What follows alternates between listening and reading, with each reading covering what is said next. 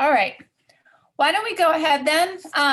Donna, if you would do the honors of introducing our guest speaker. Absolutely. This is my pleasure. I am introducing to you tonight a colleague and a friend, Mrs. Dornswalo Wilkins-McCorey. She is coming to us tonight as a SENG facilitator, but I know her in a few other capacities. She is one of two gifted coordinators in the Office of Gifted Programs in Virginia Beach Public Schools. She is currently the president-elect of the Virginia Association for the Gifted, and in that capacity has run the last two conferences and meetings that we've had with excellence. She recently, and this is very recently as of last night, was named a recipient of the NAGC Coordinator of the Year. NAGC, the National Association of Gifted Children, Coordinator of the Year. And as if she has time for anything else, she is also pursuing her doctorate right now through VA, Virginia Tech, with a focus on equity and gifted education in the Commonwealth. So it's a very focused study that she's doing. So, and from my heart, I want to say thank you to her for giving her time and energy to us tonight. She has graciously extended herself in lots of other capacities.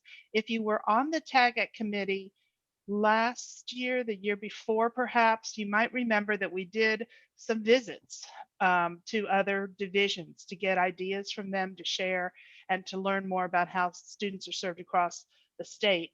And Dorn was very open with having us come to Virginia Beach and showed us around, showed us her various levels of implementation, and it made it all possible for us to come back and report out on all the good work they're doing there. So thank you for that as well. So she's been a constant partner. So at this point in time, it's my pleasure to turn it over to her and let her introduce us to what SENG is about. So hello, everybody. I'm so glad to be here today. Thank you so much. I'm going to talk about one of my other passions, and I'm going to share my screen.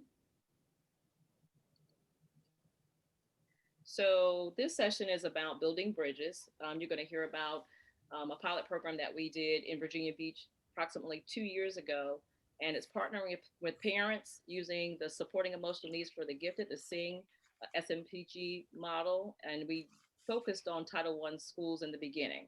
So I'm going to go ahead and get started. So what you see before you is me. And so that's me there. And I grew up in Winston-Salem, North Carolina with my family. And the reason why I have this picture here is because my primary responsibility in Virginia Beach City Public Schools is I am one of the point of contacts for the Title I schools. We have Emerging Scholars Initiative. I think there are 17 schools that we focus on to make sure that we provide services to all and access and opportunity to all students. And the reason why I have my picture here is because I was one of those Title I students growing up in Winston-Salem, North Carolina for Forsyth County schools. And so I want to make sure that I had a connection. You also see, the house that we lived in and moving different places and understanding the different facets of Title I and being able to relate to them in a more personal level. So the goals for this session is basically to talk about the process for developing the program for parents of gifted students in the Title I, and then discuss some outcomes and next steps for expansion. So what I want you to do at this time, I want you to think of a gifted and talented student or your child. Write one or more adjective or attribute that describes your child or student. And you need a sheet of paper to do this. And you're going to kind of draw your child. I don't know if you have any pictures that are close by. We're going to give you a few minutes. And if you want to share out, like 2 or 3 of you will have an opportunity to share out about your child, your gifted child. And then we're going to talk about them, and I'll share my kids too while I walk my wife for this work. So we're going to give you about I say 3 minutes to work on that because we don't have a whole lot of time, but I want to make sure that you have your sheet of paper, draw your child, and it's not about the drawing. I mean, if you can't draw, that's not what that's about. If you have a picture like by, because I know everybody's in their home, you can, show that as well, but we want you to have an adjective to describe your child or a gifted child that, when you think of gifted, who comes to mind?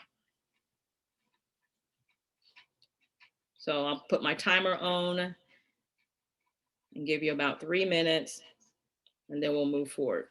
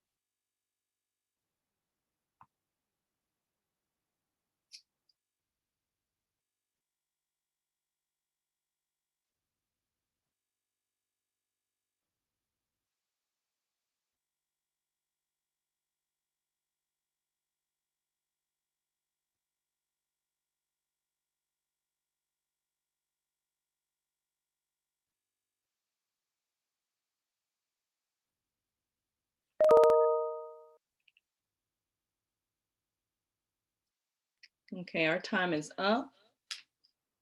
So I'm going to share my why and how I got into this work. If you see these,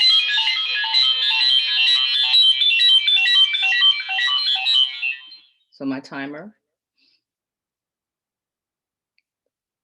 Okay, so if we were face to face in a circle, this is how this the model, the SENG model, that's MPG model starts out. You normally sit in a circle and you talk about your children and you have an adjective that describes them. And what we did was we added pictures to ours so that you could see, so that people in the circle can understand and put a picture with the name that you're talking about, because the process is like a 6 to 8 week process.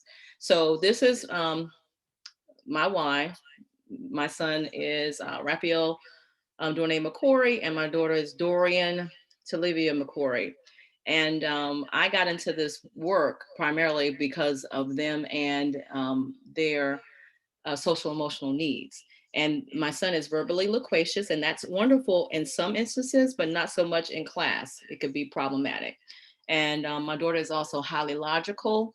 If it doesn't make sense, she doesn't understand why we do certain things. So sometimes she can be a little naive, and it can cause problems when she's trying to make friends or go into different settings. So I want to stop sharing because I want you to have an opportunity to tell me about your children that you chose. I would like to go first. Okay. Okay, so this was fun. So, well, there are many gifted attributes. And all of our kids are different and special, but I came up with a few. So, one was creativity, the ability to produce original thoughts. Non-conformal thinkers. Oh, yes.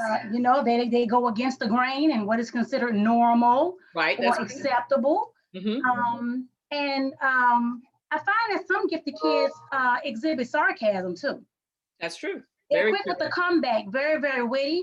Mm-hmm. And I didn't draw a picture, but I'll show you a picture. Yeah, please do. So this is a picture right here.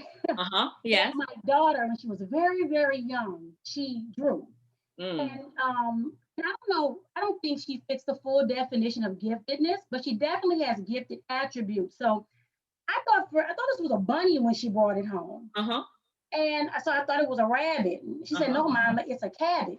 It's a cat and a rabbit." Oh, that's so cute. And I just thought that was so cute at the time. But later on, when she got up here, this happened when we were in Georgia, she won the Alexandria City art contest.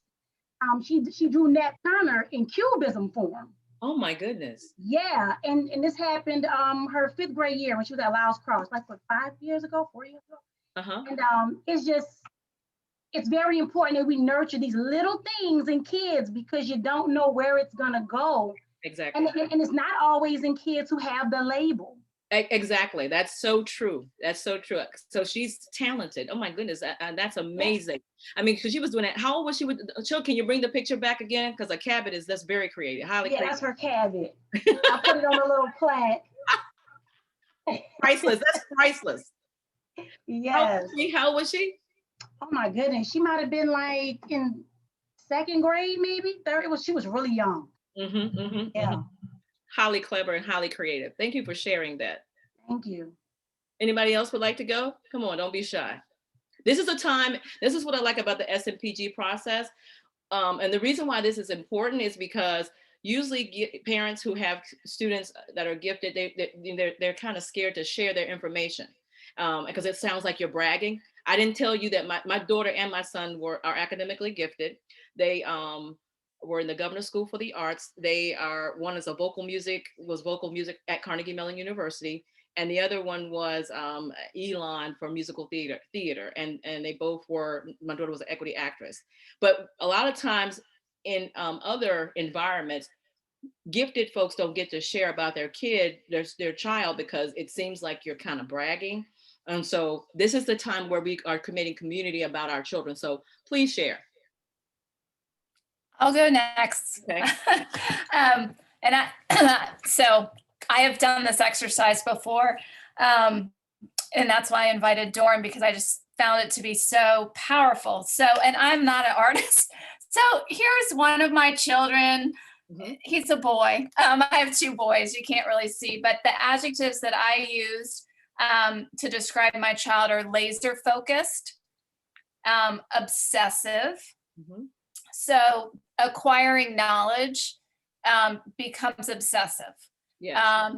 And it's like, if he could dive into an encyclopedia and live there, that would be his happy place, right?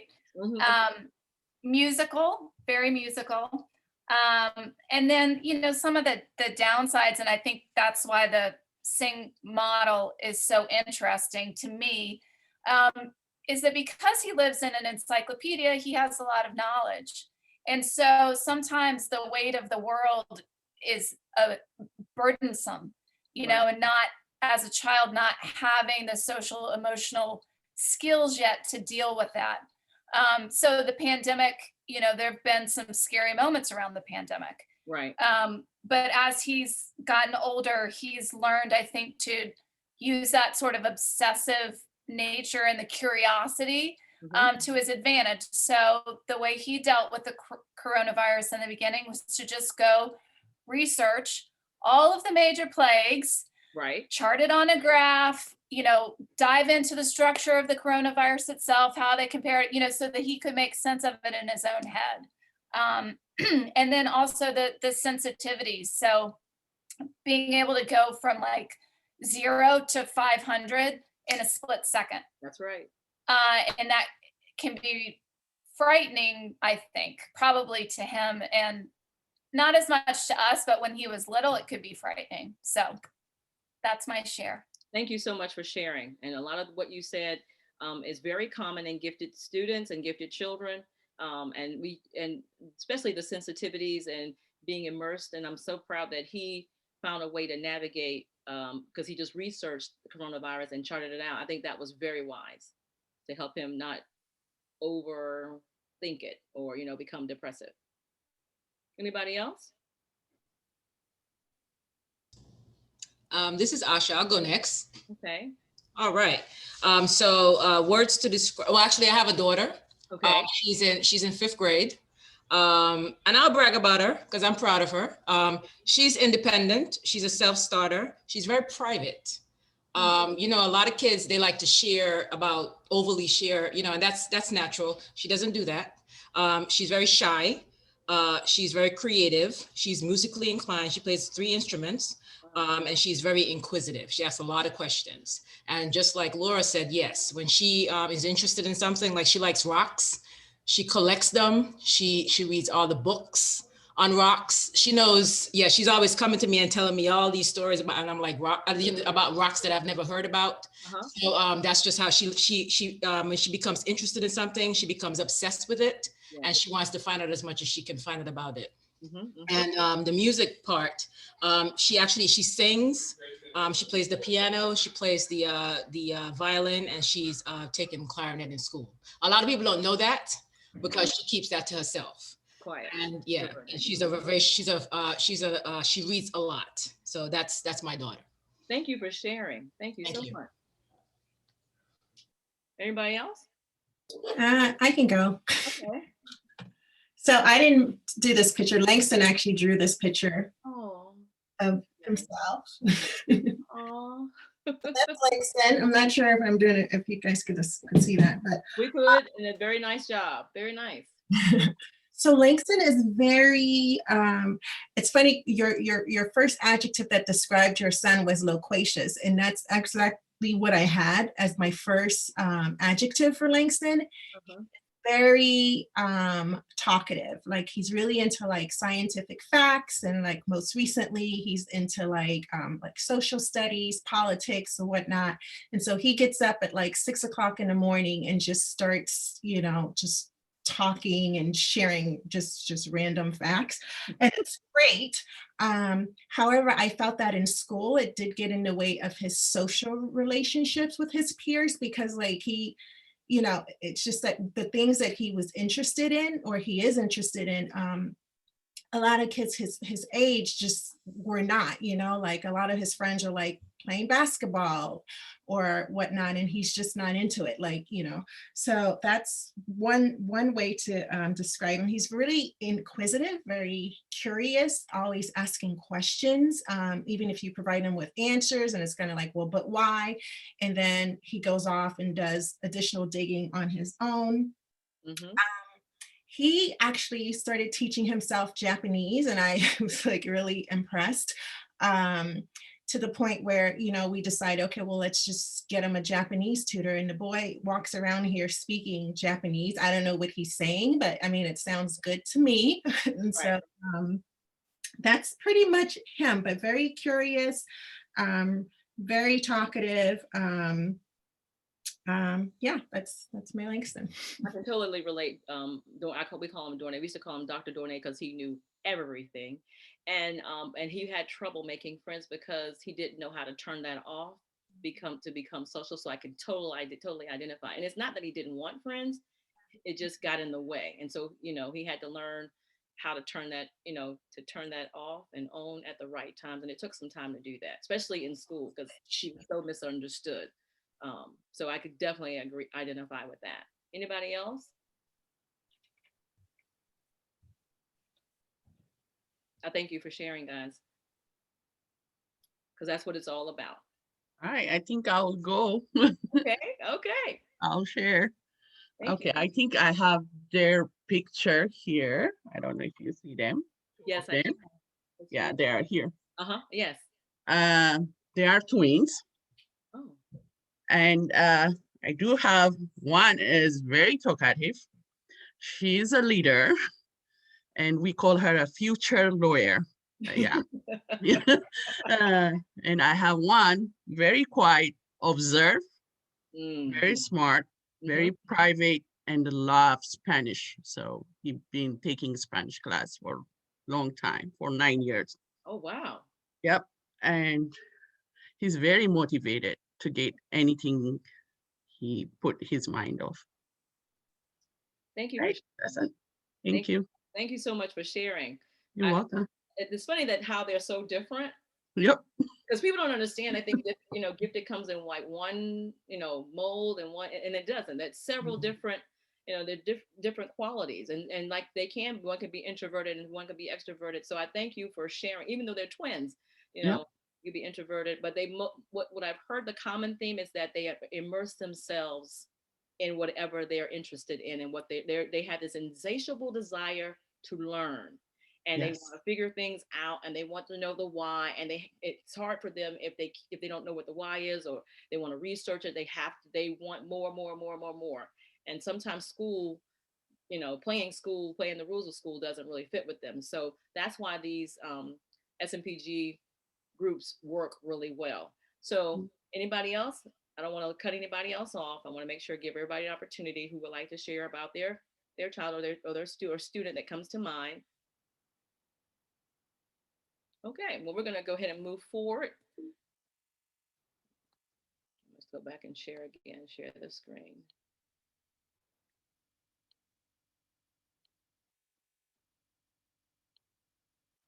So what we would do at this time, we would have circle time. So that's what we just kind of had, a virtual circle. And thank you guys for sharing about your children. They are lovely. And I hear a lot of gifted characteristics, especially the social emotional piece, as well as the academic. So what we did was, typically during this time, I would give the book to you. And they give you a parent's guide to gifted children. It's written by Dr. James Webb, the late James Webb, Janet Gore, Dr. Amond, and Ms. DeVries. And what we would do is talk about something in the book, because what the SMPG process is that every week for 6 to 8 weeks, there's a homework assignment and you need to read the chapter. So unfortunately, we don't have the chapter in front of us right now, but what they give you in the training, they give you the book, they give you also the group SMPG, like a how-to set up the process, and then you will dive into that. But it talks about one chapter is characteristics, and I'll go into a little bit of that a little bit later.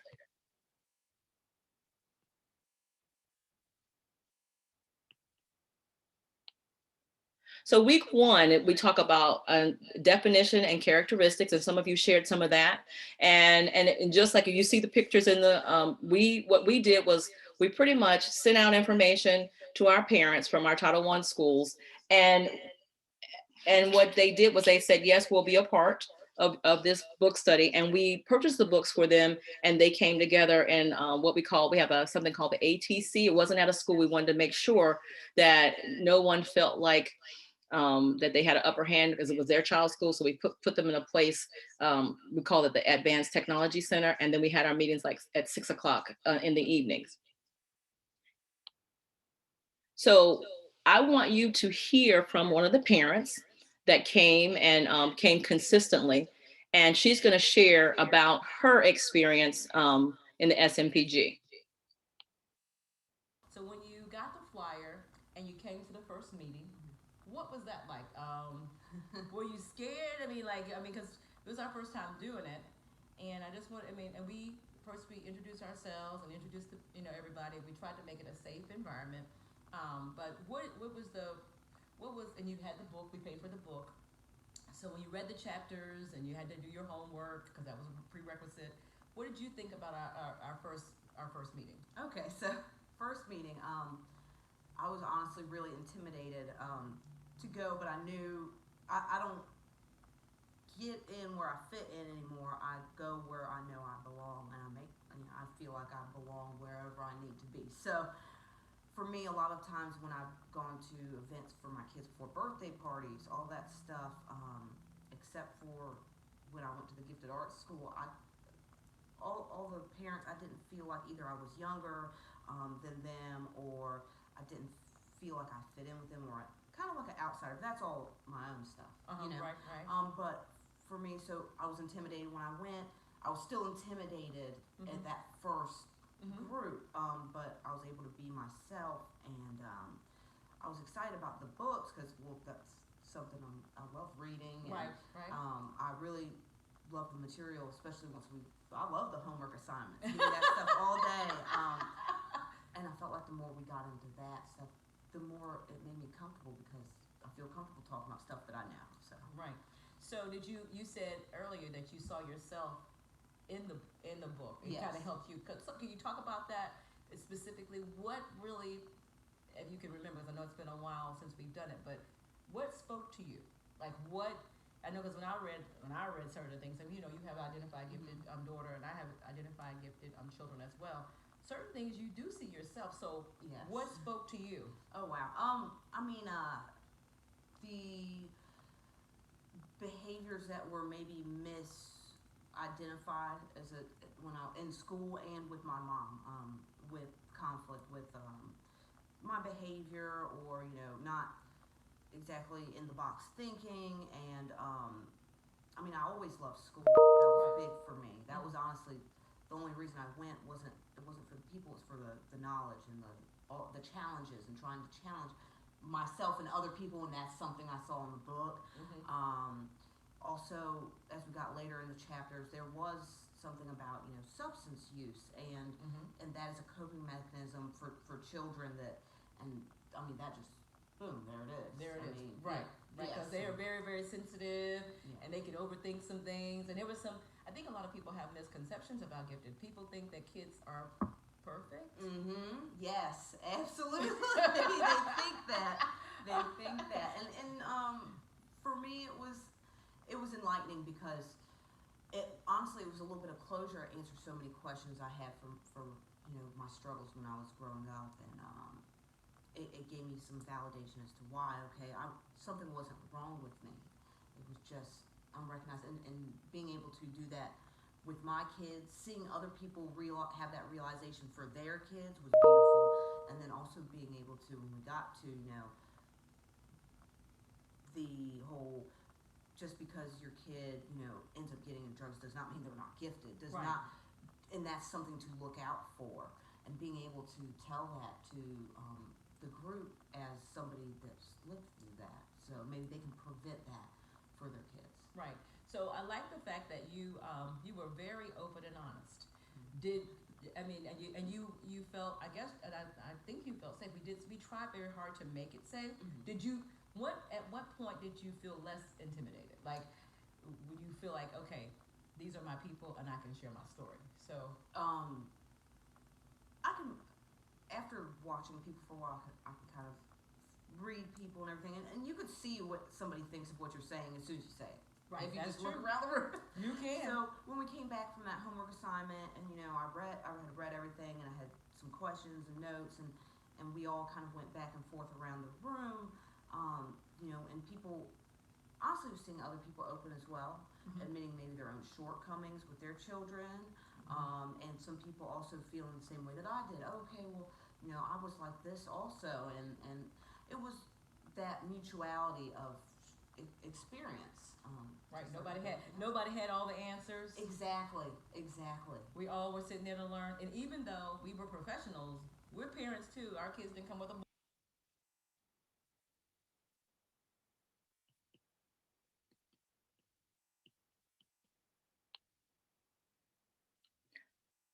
So the next question is going to be, what resonated with you?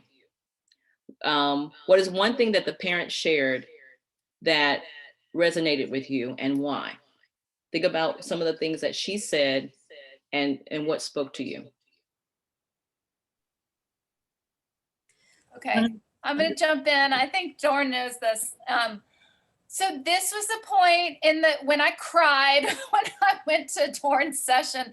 I just found what this parent said to be so powerful, many things, but I think the takeaway for me and the work that we do on this committee was, that we need to find these kids, we need to support these kids, and we need to support their parents. And not doing so, like this parent ended up getting into drugs. She had no idea she was gifted, and how her life might have been different, but then she at least was able to have this opportunity through this model so that it could be different for her own child. So for me, that has been the most powerful thing about this model, and why I'm so excited to share it with you. And, maybe we'll bring it to our school system. So thank you for sharing. Ms. Dugan, you were going to say something too? I was just going to say that the part that was most powerful to me, besides what Laura has already said, is that people expect gifted students to be perfect.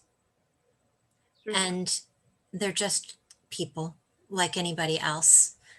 And they have their shortcomings and they have their gifts. And when people look at a gifted child and say, oh, well, they'll be fine, or they don't need extra support because, I don't need to focus on them because they'll be fine. Right. They won't necessarily be fine. That's true. Anybody? Thank you for sharing. Anybody else? Anything resonate with you? Yeah, I wanted to share something that resonated with me. I'm a high school student, and I think just seeing people I've grown up with who are a lot of my friends and a lot of people that I've known since I was little, all were talented in their own way. And I think seeing some people fall off of the track, if you will, and go down the wrong path, it's hard to see. And it's hard to see that as a teenager and try to help them, because I've had friends who were gifted students and they don't really know what to do with themselves, or they don't really know how to utilize their talents, and they end up, for lack of better words, just falling off the track and not feeling supported. And that leads to a whole slew of mental health issues. And I think that's something that we don't really talk about. Right. And I think that's why it's so important to be vulnerable in these settings and being able to talk to other parents or even to talk to other students, because there's such a stigma around mental health. And at least in our school system, we don't talk about mental health until something happens. Right. And it's really disheartening, but I think that's something that we need to carry forward with us. I thank you for being brave and sharing.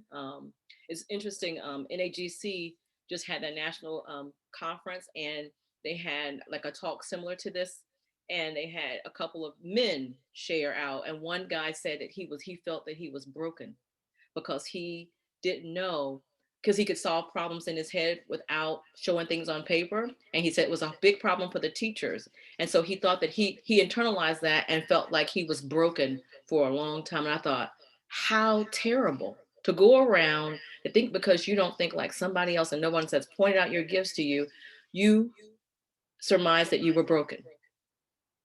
And it was just really sad. I thought, oh, that's terrible, because you don't have the parents around, because his parents, he came from a lower class, and his parents worked at the steel mill, and so they didn't have the education to know. And so they didn't know what to tell them. They just went, pretty much went to work. And so the same thing here. In the middle of our session, which was really powerful, our parents became one. And that was huge. I mean like when she started, this particular parent was, would say negative things about herself in the group. And there was another parent that says, and I'll never forget when he did it, he looked dead at her and he said, you are amazing. He started speaking life to her. right in the middle of the group and told her how amazing that she was and how intelligent she was and how insightful she had been in her comments. And I think the affirming piece of this allowed her to blossom in our group. And we all just, became, I mean, we saw her light because, we're educators and we can tell who's gifted, and we do that all the time. But it was so nice for another parent to affirm her without us having to say anything.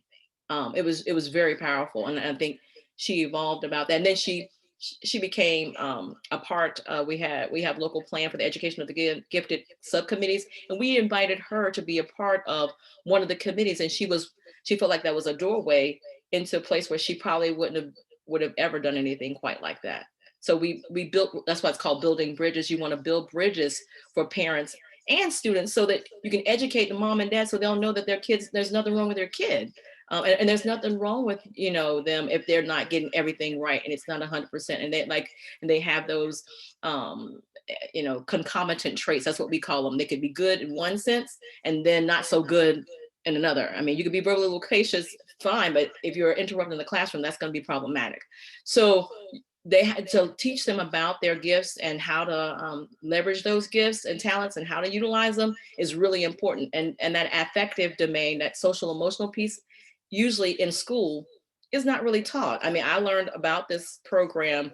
I think I learned about, I had a master's in gifted, but I didn't really know about the overexcitabilities and the affective domain until I went to SENG. And I did that when they were like 10, 11, like I think, yeah. So that's like 16 years ago. And they had a conference in DC, and it gave me peace about, this is normal. These are just traits and characteristics.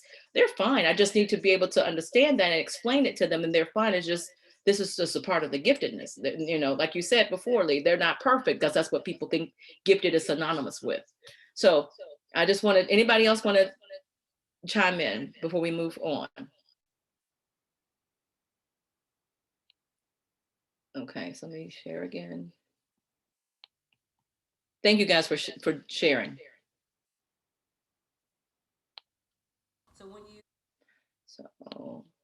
So Virginia Beach City Public Schools is about 66,000 students, give or take. We have 56 elementary schools, 14 middle schools, 11 high schools, and 13% are identified gifted. And like I said before, we have about 17 Title I schools. I think 11 of those are Title I, and 6 of those are former Title I schools, which makes up the Emerging Scholars Initiative program, which I am the point of contact for. And so we rolled this out in those schools and offered this program to them first to see if it would really work. And we shared the information. There's a gifted resource teacher in every school in Virginia Beach City Public Schools. And so in these particular schools, what I had the GRTs to do was I created an advertisement and sent out weekly emails. And basically the advertisement was to get people involved. The groups are very small, like they're, you can have about 20 people in a group. And the reason why they're small is because oftentimes the other parent may join the group. So you don't want to make it too big and lose its impact, because you want it to be intimate. We also use the Google form to ask people to sign up, and they had to make a commitment to reading the material. We did purchase the book, and we gave them the book so that they could have that as a part of the program. Every week I sent out an email to my parents. We established group norms at the beginning. There's a part of the SMPG training that you have to use when you're facilitating, like the body posture, the scanning of the room, the facial gestures and all of that. And then you have certain behaviors like you question and reframe, and there you would go to the SENG. The SENG has online training as well as face-to-face. And so we attended the training in California, I think 2 years ago. And then this past summer, we did online training so that we could be able to do this on an online platform. So here's one of the copies of the email. 1 minute, I don't think it went. And so I sent this out weekly, and we talked about the norms. and talked about the exit ticket.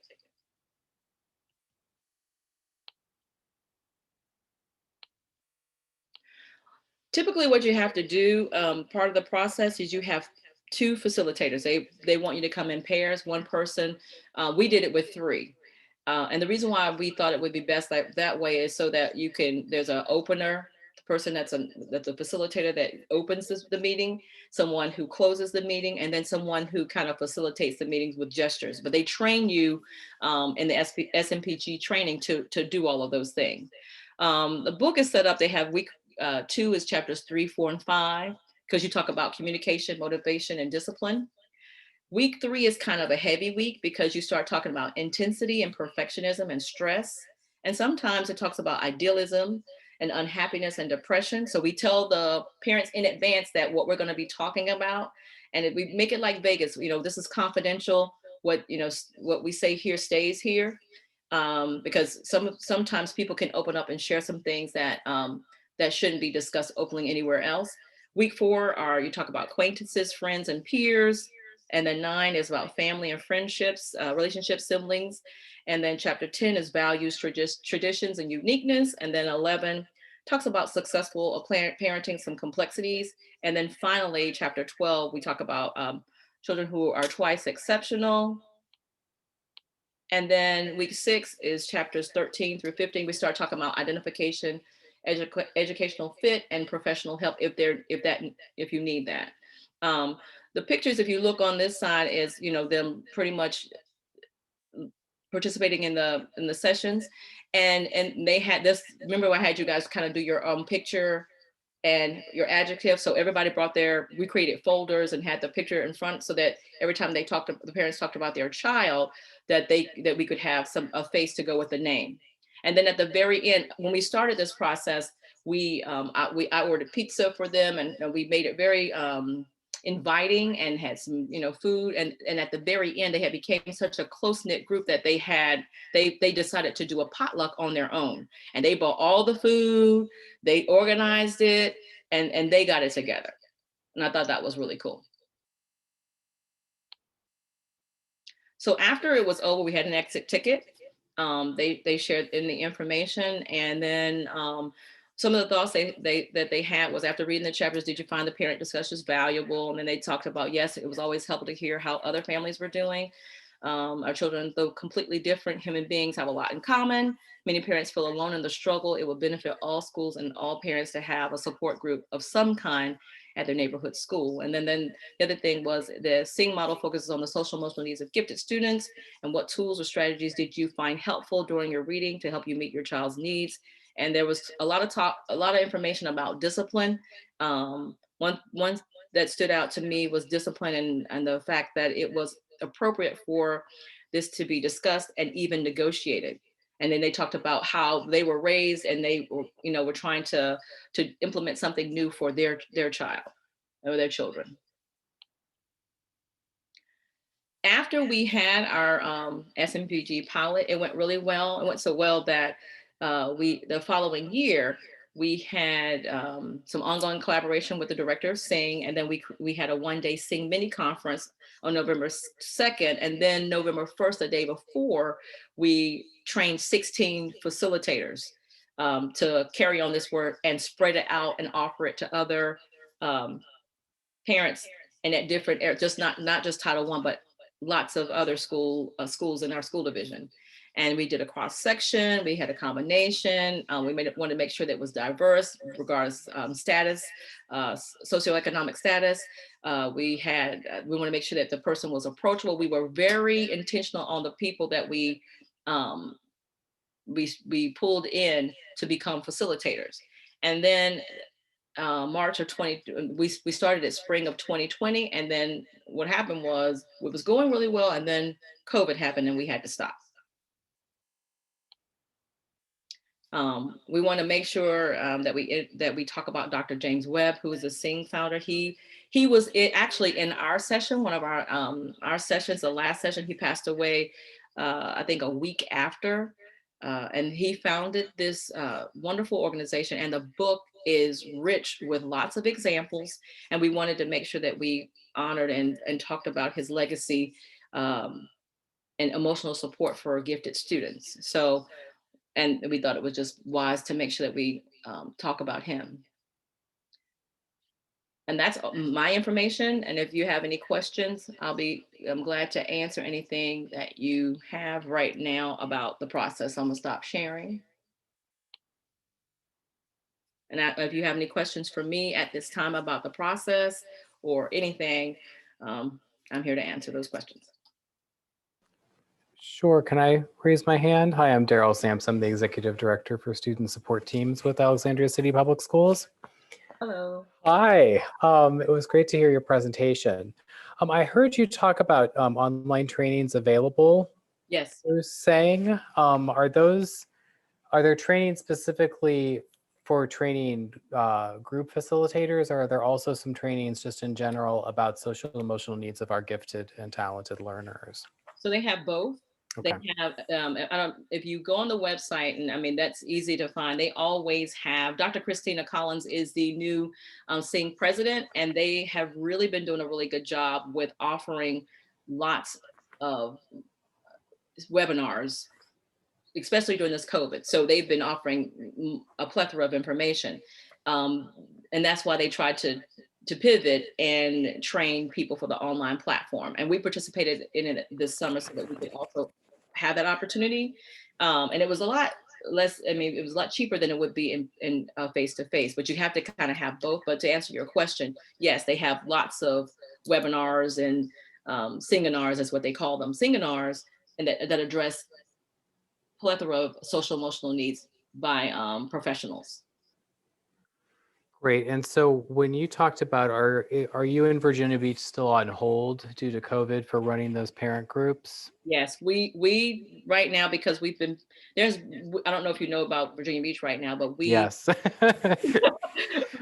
we are definitely on hold right now because we were doing concurrent teaching. We were face-to-face, and as of yesterday, we are back to virtual because our numbers have increased. So there's lots going on right now, and we didn't want to stress the teachers out with anything else at this time. So we had to, our director said, just hold off right now. Great, thank you. You're welcome. Daryl, I wanted to thank you for joining us today. So I appreciate it. Sure, we've got a couple. We've got a couple of school counselors that are also on this call as well. I'm just interested to learn more about the topic. Yes, thank you all for attending. Lee, go ahead. So I have a question about the formation of the groups. I know that you said that you focus primarily on the Title I schools. Were your parent groups from like one school, or were they diverse in that you had many parents from many different schools? Do you see a benefit in doing one model or another model? Like if we were to pilot this in Alexandria, would you recommend us doing it at one school only, or to pick parents or parents of students at various schools to bring some diversity or some cross pollination, if you will, from different experiences that those parents might have? So thank you for your question. So what we did was the pilot was Title I, because we did, we wanted to make sure the model fit our population, and we wanted to get buy-in and see if it would work. And so we went there first. The second iteration was we had some Title I parents, but we always made sure that we were not in a school. We found places like a library. We were intentional about that because we didn't want parents to run into any kind of issues with the school. We wanted to separate that process. And we did have some mixture, because the first time when we sent it out, we didn't have we had out of 17 schools, only 20 parents signed up from various Title I schools. So it was a diverse cross section across the whole city. Same thing when we did it the second time, we had parents from throughout the whole school division, and we had people at the ATC, we had people at the mall, we had different rooms, different places. And so we were very intentional and strategic about that, because we didn't want sometimes the parent and school, the school piece becomes problematic, because sometimes a parent might be upset with one teacher and they feel like this is a time where they can vent, and we didn't want any of that. So we removed that issue. That was not barrier at all. And we removed that. And what we found out is that when you put it in a different place away from the school, and you had different facilitators, we made sure that our facilitators were different from their, we purposely made sure that, say if I taught at Luxford, I didn't have my parents at Luxford. I had another school, so that it could be, an unbiased situation, and you get a different perspective. And it worked really, really well. Yes. Any other questions? Did that answer your question? It does. Thank you. Reese, go ahead.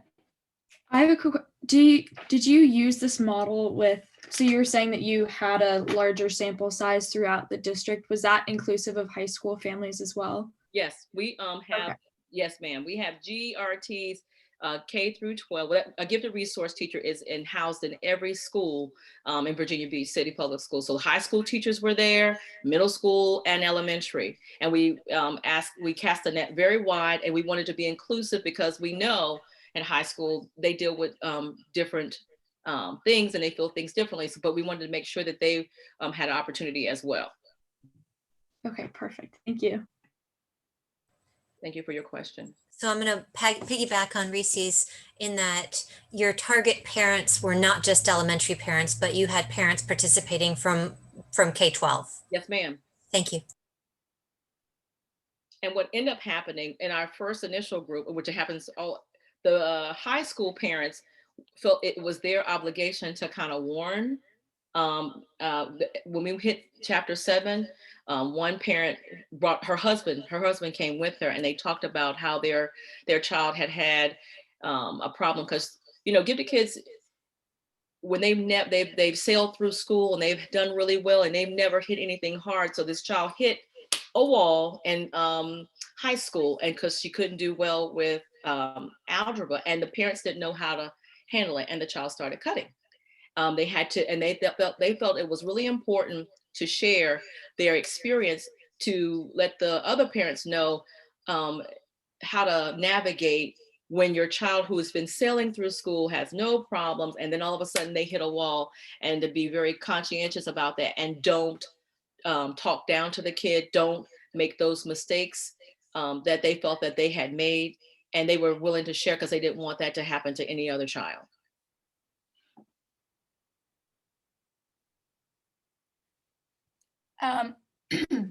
I know that we have a couple of our counselors that are joining, so I just wanted to invite you all. If you have a question, you can type it in the Q&A. We've got just a couple more minutes of Dorn's time. I'd be happy to field those questions for you. So I'll look at the Q&A, and in the meantime, committee members, do you all have any additional questions for Dorn? You just unmute yourself if you have any more questions. No? All right. Well, I have, it's not a question, but like kind of like I'm looking for information from based on my experience. People like me, I keep saying people like me because I speak another language. English is not my first language. So we have this problem that dealing with in school. I mean, getting information about tag or getting resources, or when we put application, we're not getting answer until until we reach out to Dana. So do you have those problems in Virginia Beach, and then how do you deal with it, and what did you do to stop those kind? And then sometimes my kids, they felt like they are the only one in that class, and and then they feel like they're lonely, and all that situation. How do you deal with that? And how do you give us advice? So the way it works in Virginia Beach, we have a gifted resource teacher in every school. That's their first line of defense. And we do a lot of training on social emotional needs for the gifted. So we've been working really, really hard about making sure that our teachers and our parents, like you're in this wonderful group right now with parents, and you kind of build a network. We also have a community advisory committee. So if they have questions, like say, for example, you're having some issues, they would come to either this group, or they would go to their GRT, or they would contact one of us, because we have like 2 or 3 people in the office. But we try to make ourselves really visible, and we have mass communication all the time. I'm not saying that we don't miss people, because we have like 70,000 students. However, having that GRT as the main advocate in the building that's trained on social emotional needs. We've done advocacy training. We invite parents in. We have parent workshops in the evening. We send stuff out through the social media. And so those are the ways that we try to make sure that all parents' needs are met. Because a lot of times what we found that a couple of parents, when they came to the SMPG, that's why we really wanted to bring this, because if they are having some problems and they don't feel comfortable sharing, they could be in a real safe environment with someone that's not in the school, that's unbiased, that can offer a different perspective. And so that's what we were having. And then you kind of build up a community. One particular parent was saying that she was having trouble with her child, and I wasn't facilitating the session. Somebody else was. So my ears are perked up and I'm writing comments down. And the next thing you know, I'm joining the group and I'm finding information out, because I want to make sure that I'm going to make a phone call to the parent. I mean, not to the parent, but the principal, to find out what's going on with this kid. Like what's happening here? So it gave us an ear to the ground, where people felt safe enough to be vulnerable and share their experiences. Whereas they might not have an avenue or know how to go about it, because when you have a different teacher there that's not at their school, they felt safe. So this circle of people, even though small, created a community. Does that answer your question? Because I want to make sure I answered your question. Yes, thank you. We do have resources. Every school, I think, this time. Before, we did not have it before, but it's a lot of change. Dana, I'm just keeping saying thank you to Dana, and she makes sure she answers our question, and she makes sure she's there for us. And we do have resources, but our student, there's one more question that I have, is just our student, when they go to the resource teacher or person, when they're not listen, and there's a frustration comes, and then when they go to the counselor think, oh, you guys are a type student, you have no problem, and they will shut them down. And then when that comes to, everything comes to us as a parent. And then my question is, how are we going to deal with that? Of course, we're going to reach out to school, but the school they think that that's not a problem, because these kids are good kids or smart kids. Academic, yes, academic. Yeah. So what I'm saying to you, this caused us to have another avenue where it wasn't about the teacher, it wasn't about the counselor, it was about the SMPG facilitator, and it gave parents another avenue. And it also, even though it's an hour after school, I could learn. It just gave us another ear in to listen to what's going on, and have our our ear close to the ground, and becoming partners, because now parents are sharing with us, and you've got to do something about it. You can't just sit on the sideline and hear somebody say that something's wrong and not question. So I felt like the SMPG group allowed for that. Had we not had that, we wouldn't know. We wouldn't have. I'd never known what was going on at that school with that child if that mother hadn't said anything. And the truth be told, that only happened as a result of the SMPG group facilitating the group. Oh, great. Thank you. Thank you. You're welcome. I think you guys are going in the right direction, even entertaining this conversation, because gifted kids, yes, they're academically gifted, and they have, they make wonderful SOL testing scores, but they have a total side that's their affective domain, and it needs to be nurtured, and they need support.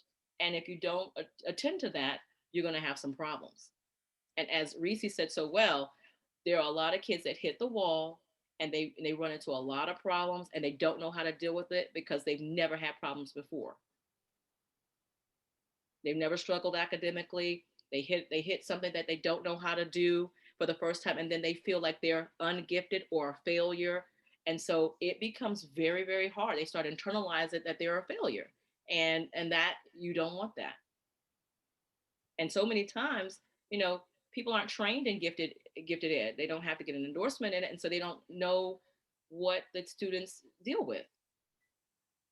They don't. I mean, I was a parent. I didn't know what was going on. And a lot of my parents said, I never forget I got an email after like the third week, and she said, "Did you randomly pick us?" And I was like, she didn't realize that the tie that kept them together, the commonality, is that they all were gifted. They were parents of gifted students, and the traits were common. She didn't know. They thought that the quirks and the issues, they didn't know that those were really characteristics of those students. Because so often you hear how bright the child is and how well their grades are and how well they speak. And so you have the perfect example of a student. And so you should just be grateful to have that, because so many other people are struggling with so many other things. So you should be so grateful. But what people don't know is that our kids struggle with other things. And it's usually the social emotional piece. They have meltdowns if they don't get something right. They have lots of things that they contend with that are very normal in gifted land.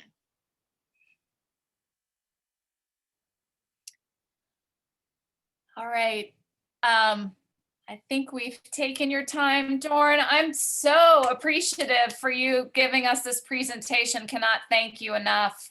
I really, really appreciate it. So, and congratulations on your award from NAGC. Thank you. Thank you, guys. It was wonderful to be here. You were wonderful. I think you're headed on the right track. To try to implement something like this. It's gonna be beneficial not just to you, but the teachers as well, because a lot of teachers wanted to learn more as well, as because right now everybody's talking about social emotional needs and trauma. So SENG has been in existence for quite some time, since 1981. So they have a plethora of resources, not just for gifted kids. I'm pretty sure that you can just look, if you Google SENG, pull that information up, you'll find lots of seminars that will be able to assist you in the social emotional needs of the gifted and others. So thank you guys for having me. Thank you, Donna. Mwah. Thank you so much, Dorn. See you soon, I hope. Yes, me too. Y'all take care, and please be safe. And happy free Thanksgiving and all of that to you guys. Thank you. Bye. All right. So I hope you guys, I wish I had like I don't know. I need like another cue to like see from people like how much they liked it or not. But anyways, I think it went well. Feel free to send me your comments. I'm going to just do a brief chair update. So the biggest item on my list is to say thank you, happy retirement, and goodbye to Donna. Oh, thank you. Oh, thanks to all of you. So we did get together, and we have, this is just a picture, but it's actually a crystal vase that we've engraved for you. Oh no, really? As a happy retirement, and an Amazon gift card from the committee. Oh, we you. also have a card. Let's see. Mary Beth, I have the card. Oh, there she is. Oh, there it is. I love this virtual party. I like this. But yes. So anyways, we can't thank you enough for all of the support and how much we've all learned from you. And truly, we wish you the best on your retirement. We will miss you. Well, I totally have loved working with this group. It's had its ups and downs, as you know, always, right? But it's been a remarkable support system for the program. And if anything, if I could share anything with all of you, is to please don't give up. Keep the message going, take the words of Dorn, see if we can build some strong parent relationships for folks who can't be part of this committee, but still have the same issues. So keep the wheels rolling. And you have such a lineup of speakers this year that I'll be on the other side of the webinar listening in, definitely. So I won't be gone, but I will be thinking of all of you and watching what's going on and hoping for the very best. Thank you so much. And that was very kind of you to go to all the trouble to do anything in this virtual world. Well, I will connect with you. So, oh, whoops. Now I see a question there. Okay. I'll connect with you to figure out how. Yeah. Oh, Lisa Falleroni says agree. We'll miss Donna so much. She took the TAG program to new heights. Oh, well, thank you, Lisa. She's been a trooper with me all these years, so she's seen it too. Yes. Thank you so much. So I'll need to figure out how I can get your gift to you, but we'll do that offline. Sure. Yeah, definitely. Okay. All right, we'll just move right through the agenda. I did finally email all of the principals, you guys, and gave them our meeting dates, our roster. Let's see, I gave them the information about the Google group to sign up, including the translations, information on our upcoming guest speakers, and then obviously my contact information and any referrals to additional schools that aren't currently represented on the committee. So I did, finally get that out. I also was invited by PTAC, which is, I think you guys know, but it's all of the PTAs from each school get together and they sort of have this committee called PTAC for the whole district. And this year I'm going to forget one of the words, but they created a subcommittee, and I know it was diversity and inclusion. And then there was another word, I think or maybe it was just diversity and inclusion committee. Maybe that's what it was. Anyways, they reached out to me and they had some questions about TAG and like the work that we were doing along the lines of equity and how we could partner with PTAC. And I gave a 20-minute presentation and we were on the phone for over an hour with questions. It went really, really well. And they have invited me to give that same presentation to the whole PTAC committee. And so they were really interested. And I think part of it's just learning, more about TAG, the students, the issues, why do we run into some stumbling blocks? When we look at the numbers, if we break it down by socioeconomic, race, even just schools. But I think also they would probably be a really good partner for a program like SENG, because one of the other things that PTAs are struggling with is that they don't feel like the people that show up at the PTA meetings are necessarily representative of the overall population. So, this could be a good opportunity for us going forward to work together. So I'll keep you guys posted on that. And then just a reminder that Dr. Jonathan Plucker, the president of NAGC, is going to be speaking to us, giving us a presentation on equity in education, December 8th. That will be the only thing that will be, we won't have the business meeting afterwards. And I did want to, I guess, Tiana and Gerald, get your thoughts. I mentioned this to Donna earlier today. I had reached out to Helen Lloyd about advertisement. So, I just want to follow up with you guys about that. But then secondarily, I don't know if you feel like, I don't know what kind of traction we're going to get, but if we have traction, do we need to have translators ready? I'm not really sure. So if you have any insight into that. I don't think it can hurt to at least have them ready. We never know. Okay. So it would, just as an insurance policy.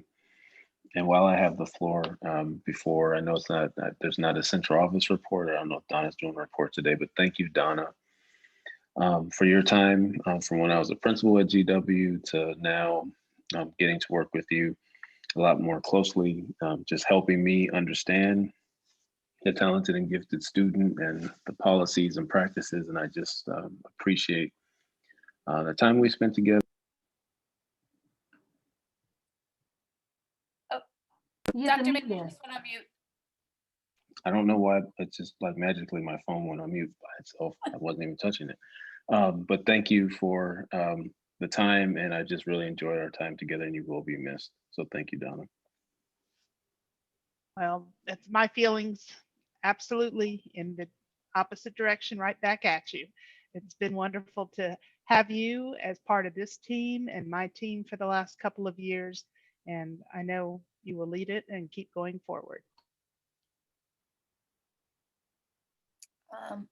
All right, let's see. Donna, Yeah. I think staff update. Right. So probably the first thing I should do with all of these fond wishes that you are sharing with me is introduce you to Tiana Dominic, who's been named the interim to cover my position. So Tiana, welcome aboard. Well, thank you. And I'm passing the virtual torch. I don't have a torch to hand you, but I am passing it to you right now. So I know you all are in good hands, and Tiana has a wealth of knowledge, and she's going to be a wonderful steward of your messages and a support system for you as well. And thank you. So I know you'll rally around her. So I'm excited for her too. This is going to be a great step. As far as the rest of the updates, since I saw you last, we've been focused a lot on our portfolio process. You know, we've been reaching out to schools. We worked with the administrators, have worked out some kinks that popped up because these are all new processes and it's a virtual world we're working in. So we're problem solving together. So a lot of that time has been spent communicating it out to teachers and trying to phase it in a way that doesn't add significant worry to them and stress to them, but gives our students a chance to shine in their own right. So that piece is still rolling out as we speak. We made a few adjustments to the time windows so that there'd be less time constraints, and the referral window for parents and others is still the end of the second semester. And now the portfolio submissions will be also the second semester at the end of that. If teachers get them done sooner, we can handle them sooner, but that we made some adjustments like that to try to make things a little bit easier for the schools to manage, you know, quite frankly. And then I've been doing a lot of work with Tiana in our transition so that she'll be up to speed on all the various pieces of the job and the various people on the job and the contacts and so forth that I have in the region and across the state. So all of those things we've been working on. Curriculum wise, Q2 packets are, I think we're at schools today. I don't know for sure, but they'll be, if they haven't been distributed yet, they should be on their way to you. There are tagged separate sections for ELA and math in those packets. And the design of those packets is intended to be asynchronous work, not screen time. And so we hope you'll find some supportive pieces in that. The teachers will be referencing portions of the packet. They don't have to teach every lesson that's in there. So that wouldn't be an expectation I would want you to have, but it was intended to give an opportunity for students not to have to be, you know, right attached to the screen all day long. So that's currently, and then of course, after Q2 comes Q3. So we'll be involved in designing and putting together packets for Q3. The Odyssey of the Mind, Tiana kicked that off last week and had really good attendance at the webinar. She had like 10 or 12. Tiana, would you like to speak to that in case you want to give this group information about how the Odyssey of the Mind is looking? Absolutely. So, I mean, under these conditions, I was happily shocked. Mm-hmm. So it was like 12 people that, you know, showed. And of course, for the last 2 years, we've had 19 teams. So we've really like beefed it up. And I don't think it's going to be that big this year because of the pandemic, but I was happy to have 12 people. on the call, on the webinar, and we have 2 coaches so far that have stepped up. And of course, in the beginning, you always have more parents saying, I want my child to be on, and you always have more participants stepping up first prior to coaches. But I have my way, and so I'm working on a few things to try to encourage. If we can just get half of what we've had from last year under these conditions, I'll be satisfied. And so I'm working towards that. So I'm using my magic. So wish me luck. All right. Absolutely. I was thrilled too to see the turnout. That was wonderful. And then finally, the diversity report that the committee asked for at the October meeting, I did get the data from HR. So I did not have it in time to include it in tonight's posted information for discussion. So it will be part of the next meeting, and you will have that information at your hand, at your ready to discuss and review. So I do have those figures for you. I forgot, because it's a ACPS document, does that mean you can't share it with us now? Like, I mean, could you send it to me prior to the meeting and I could send it to the committee, or do we have to wait till the next meeting to be able to post it officially? I don't know. I imagine I could share it with you and then post it officially for discussion at the next meeting if you wanted to keep it internal. Yeah, I'll talk to Dr. Manabit, or I'll ask Susan Nielsen what the rules are around that, because I really don't know. So did we just get information on the race breakdown of tag teachers, or did we also get it for all teachers? Right. So what the report shows is the whole division, all licensed personnel classroom positions. Okay, so you'll have a breakdown of those and the ethnicity and the percentage of the total group. Okay. Outlined in one table. The other table contains the tag teachers, honors teachers, AP, and dual enrollment. Now, some of those groups are small. So like you will not see a breakdown of the tag teachers and their related ethnicity alone, because if the numbers are too small, they're non-reportable because they are identifiable. So what HR told me that they had to do in the case of those teachers was lump them all together.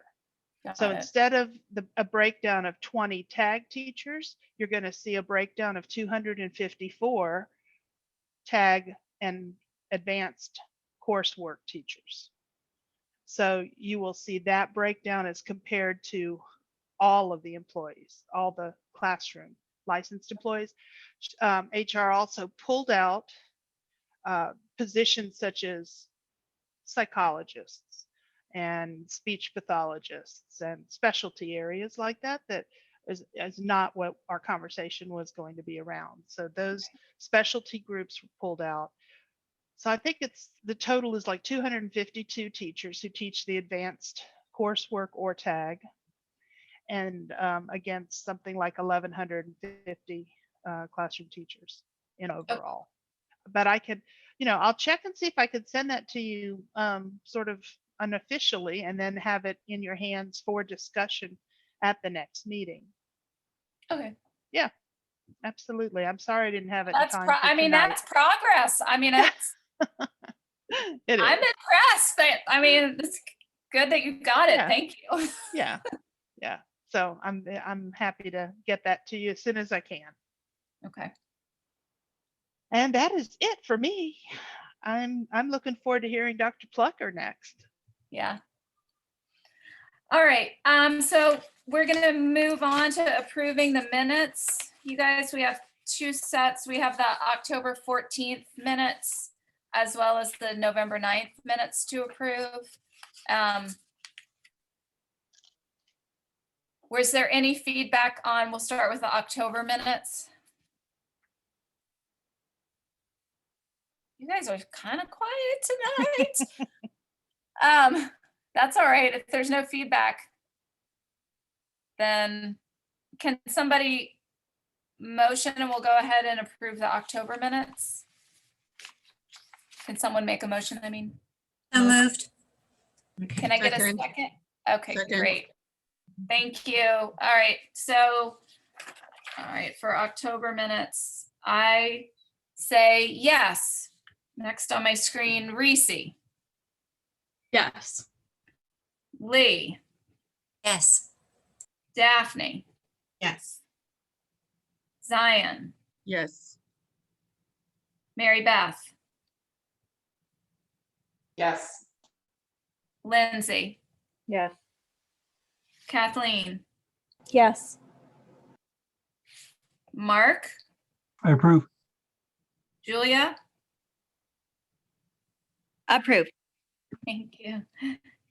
Emily, Approve. did I hear? I did, okay. It sounded so distant, sorry. D, Yes. Asmaram? Oh, Yes. yes, awesome, thank you. And I think that was everybody I see on my screen. If I missed somebody, can you unmute yourself and let me know? Okay, I think that was everybody. Okay, so can I get a motion to approve the November meeting minutes, please? Motion to approve the November minutes. Thank you. May I get a second? Second. Second. Thank you. Okay, I approve. Reese, I approve. Lee, I approve. Daphne, Yes. Zion. Yes. I almost called on Tiana. Mary Beth, Approve. Lindsay, Yes. Kathleen, Yep. Mark, I approve. Julia, Approve. Emily,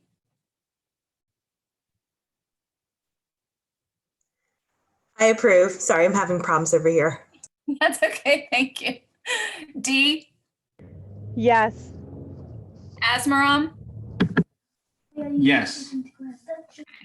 wonderful. All right,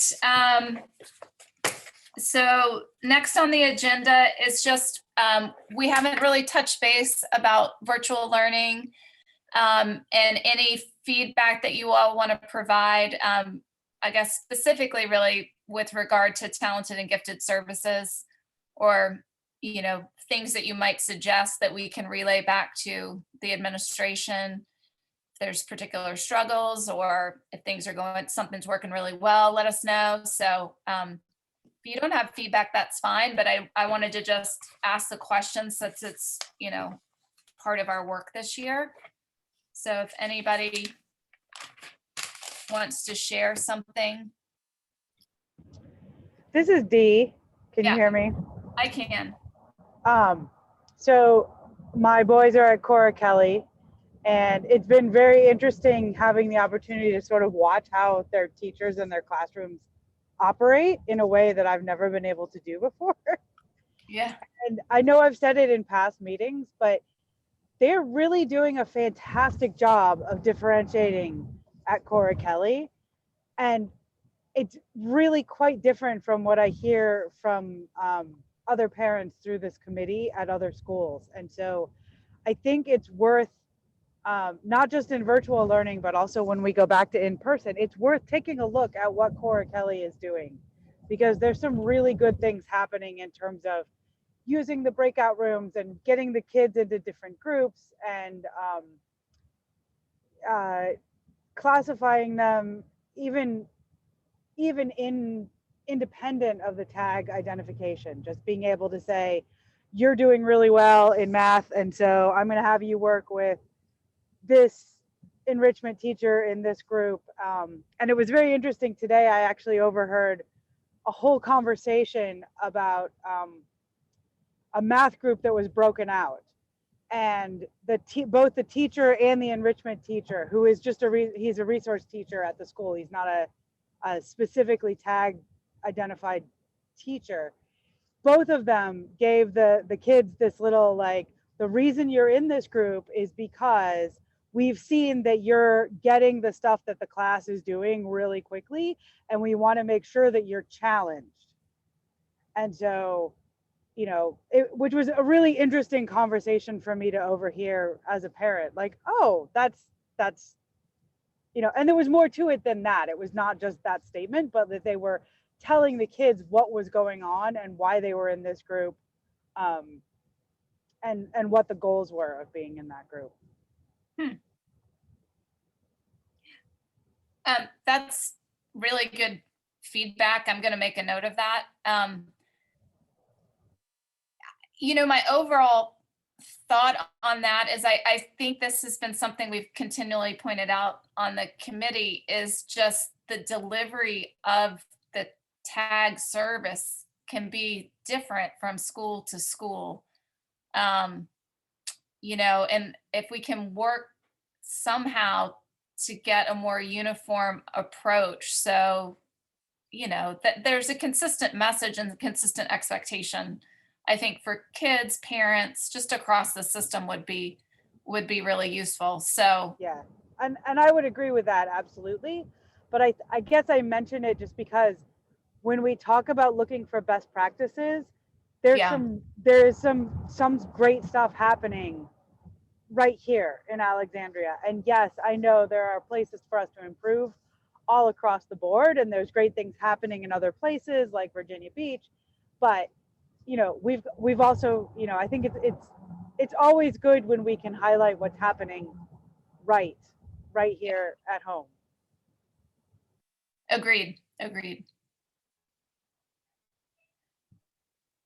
Any other feedback folks want to provide? I'll talk about middle school, Hammond, especially science. This year is amazing. The last 2 years, we haven't seen that much science. I was complaining a lot, but this year is really amazing. They are working so hard, especially the science fair club. They meet every Wednesday, and then they work out with their science project, which is really, really great. And it's about an hour, but my kids, I seen them, they spend about 2 hours working on it, which is they are engaged, motivated, and then they are doing the project, planting, whatever they are doing is really great. And that was really great progress. Thank you, Donna.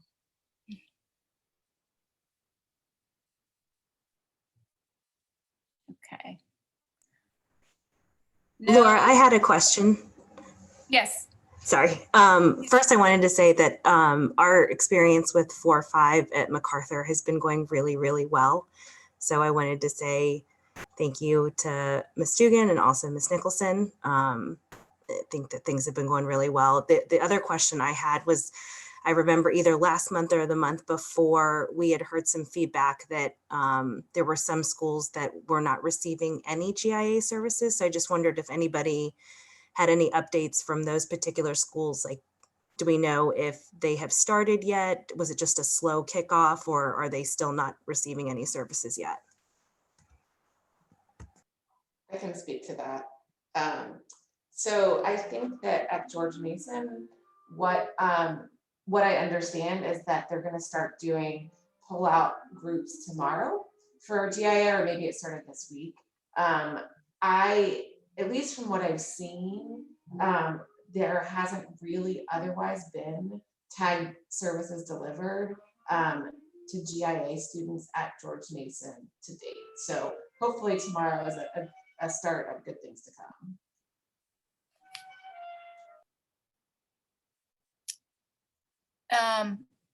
I wondered, Tiana, if you, because I know you work a lot with the elementary schools, do you have any, I don't know, any insights or information of things that you've heard from principals or that would be useful for the committee to hear?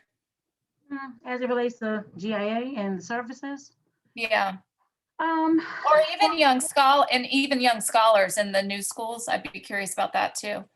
Well, I am aware of the fact that teachers are beginning to go on Canvas and utilize certain features in the GIAYS curriculum. It's so hard across schools to kind of gauge like how in depth and how much they're servicing the kids. But I do know they're accessing the curriculum and using it. As it relates to young scholars, we're just getting kicked off with identification, and we've modified the identification process, and we're going to launch that as early as actually tomorrow. I'm having my first contact meeting with them, and I'm meeting with principals right after the Thanksgiving holiday to discuss the plan, which is actually going to be very feasible. And we've found some steps that kind of mesh with tag identification, so people don't feel like they're doing two separate things. At some point, they kind of, I don't want to say intersect, but they have some common features which will make facilitation easier on classroom teachers. But yeah, we need to work a little harder on gathering more data in terms of the extent that our GIA kids are being serviced in the classroom virtually. Okay. Yeah. And Laura, just another data point. This is Lindsay.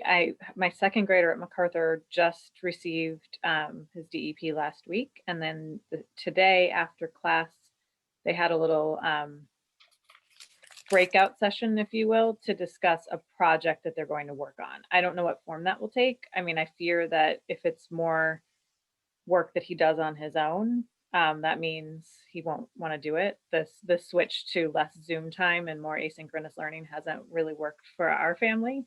So I don't know where that will go, but I know I spoke briefly with his teacher who was hoping to maybe do a reading group where there's a book club and maybe even a math group. So in theory, it sounds fabulous. I don't know where it will go.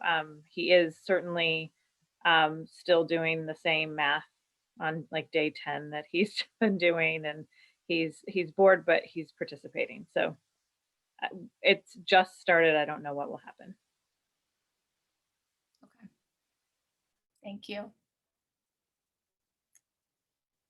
I don't know, Asmaram, you're new to the committee. I think I welcomed you last time briefly, but I don't know if you wanted to provide any information for us about Ramsey, and it doesn't necessarily have to be like just from virtual learning, but I don't know if you have any feedback. We haven't actually had a rep from Ramsey, so please feel free to jump in at any time and give any feedback to the committee would be useful. So thank you. If you want to say anything. Yeah, so yeah, my son is in 4th grade right now, and I've worked with a couple of tag teachers because he started from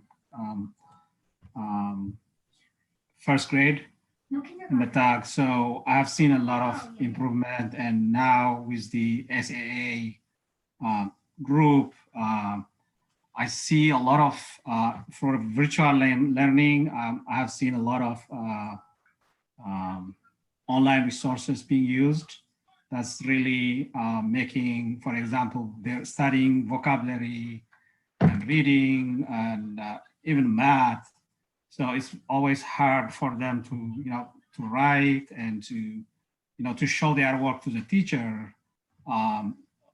So I can see that they're using different platforms for them, making it easy to submit their work, to do their quiz. And honestly, I'm very surprised that intensity of the assignments they're getting.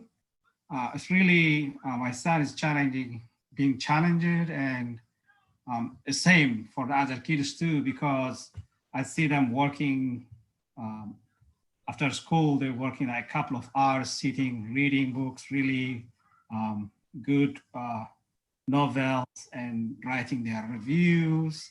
It's like, this is a higher level. I wasn't doing that when I was in middle school. So I'm very impressed of the teacher, the way she's helping the kids. And I even, a couple of weeks I spoke to her and I told her, I'm very impressed with the way she's using technology So that is my impression from Ramsey. I'm just in the beginning, and I have a lot of information, but in the future, I'll definitely provide more feedback to the team. Yeah, no, it's great. I love to hear that. I really appreciate that. Thank you. All right.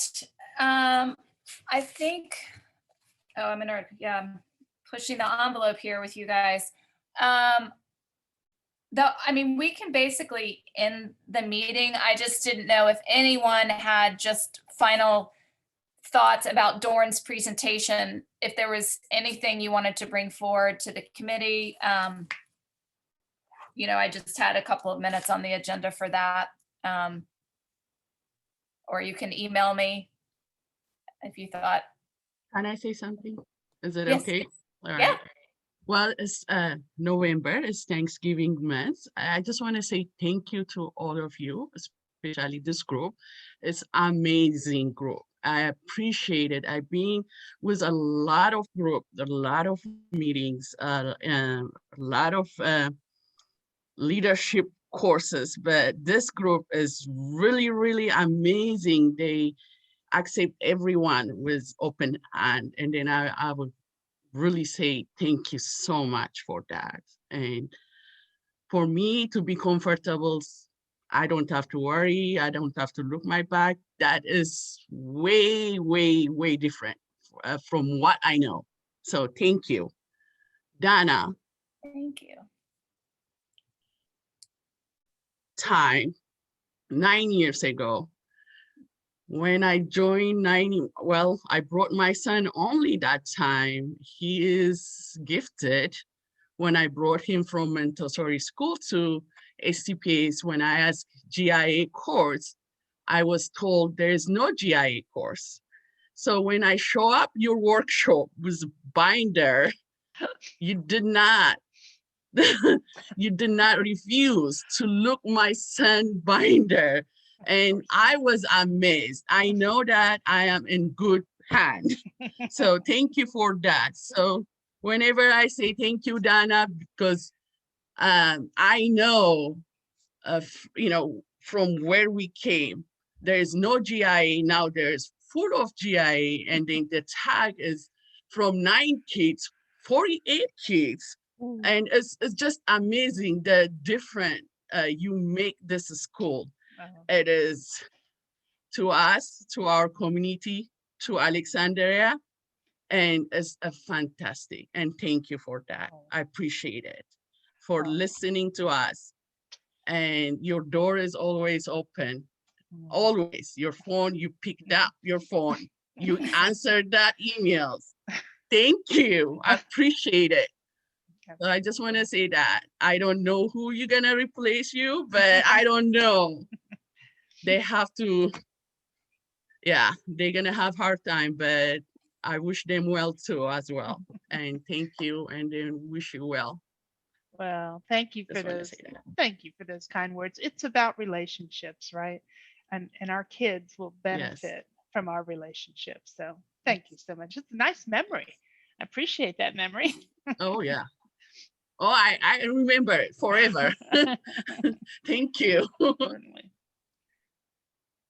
Laura, I'd like to say thank you for having Dorn come speak to us as a guest speaker. I know it was just really enlightening for me personally, and just sort of understanding my child, for a couple of years now, we've been doing zones of regulation, size of the problem. Does your reaction match the size of the problem? Just it's really sensitive. And I thought, I thought I was, probably one of the few. I didn't think that this was common for children who are gifted, especially because one of the criteria is emotional maturation.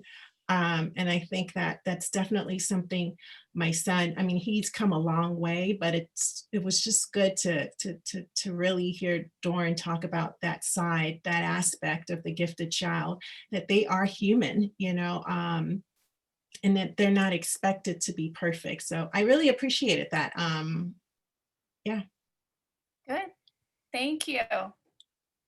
I also shared some of the same sentiments about that. And I think that it's different for me because I'm obviously not a parent, but I think coming from my perspective as a student and also seeing how I kind of had a different take on how I approached learning and how it affected me in different ways. And I think it affected me in high school a lot more than it did in middle school and elementary school. And then I was thinking about how we think about how to support kids who are identified as gifted is because it kind of just drops off when they're in high school. And that's when I personally had a lot of these issues, but they were just never addressed. And luckily, I had amazing parents who were looking out for that and where I could seek outside help. But I think that that's really important that we have a mechanism to support kids who are identified as gifted later on in high school, because that's just not there right now. Laura, if I could add one thing too, I also really enjoyed tonight's presentation.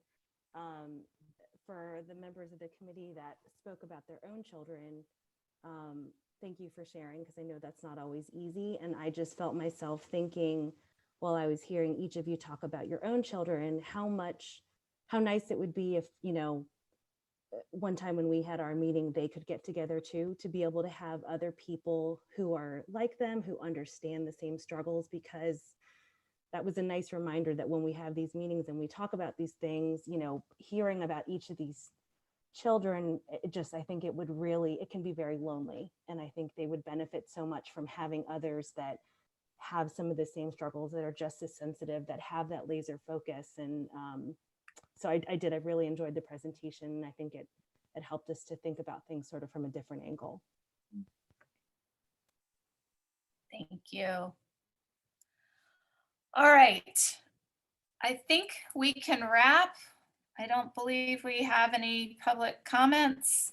I think Ms. Falleroni is still there. If you have any questions for us, Ms. Falleroni, you can put it in the Q&A. Otherwise, I will see you guys on the 8th for Dr. Plucker, and I believe it's December 14th for our just regular December business meeting.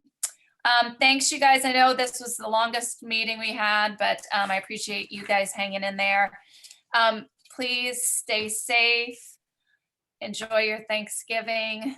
And, you know, we're going to get through this. And I will personally have a big party for this committee whenever we can get together again. We're going to have a potluck. So anyways, thanks, you guys. Have a good Thanksgiving. Bye. Bye-bye. Thank you. Bye. Thanks. Bye.